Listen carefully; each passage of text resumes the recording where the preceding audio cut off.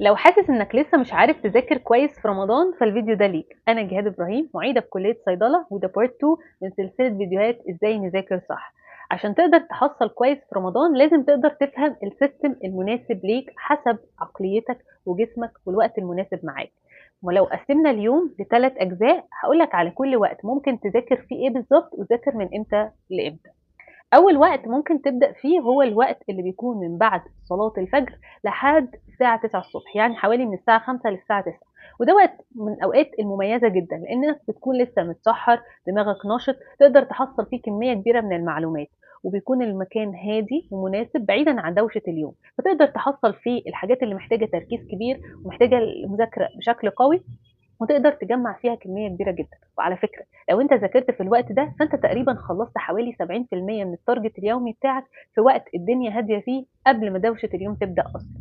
تاني وقت ممكن تذاكر فيه هو الوقت اللي بيكون من بعد صلاة التراويح لحد الساعة 5 لحد وقت الفجر، وده بيكون لأصحاب المزاج العالي، الناس اللي بتحب تذاكر ومعاها الشاي أو القهوة، علشان بيقولوا إن هم مش بيعرفوا يركّزوا إلا لو بيشرب الشاي أو القهوة اللي متعوّد عليها.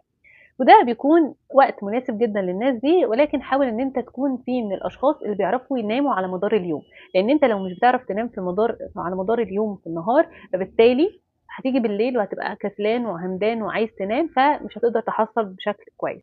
تالت وقت ممكن تذاكر فيه هو الوقت اللي قبل الفطار على طول، الوقت ده بيكون كويس جدًا للمهام السهلة والسريعة، يعني لو عايز تحل، عايز تراجع، عايز تبُص بصّة كده أو تخلّص assignment عليك، هو الوقت ده هو الوقت المناسب إنّك تعمل الحاجة اللي زي كده.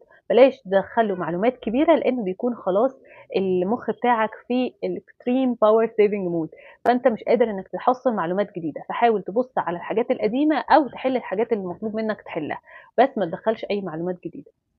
حاول دايمًا تفتكر إن المذاكرة في رمضان مش حاجة صعبة خالص، بالعكس رمضان ده بيكون شهر كُلّه بركة، والوقت اللي أنت بتذاكر فيه فعلًا بيكون فعّال جدًا، وبيكون دماغك نشيطة ومنظمة بعيدًا عن دوشة اليوم، فحاول إنك تكتسب فيه أكبر وقت من المعلومات بشكل عظيم جدًا. ولو عندكم أي استفسارات اكتبوها لي في الcomments وقولوا لي بقى أنتم من الناس اللي بتحب تذاكر بالليل والّا بالنهار. باي.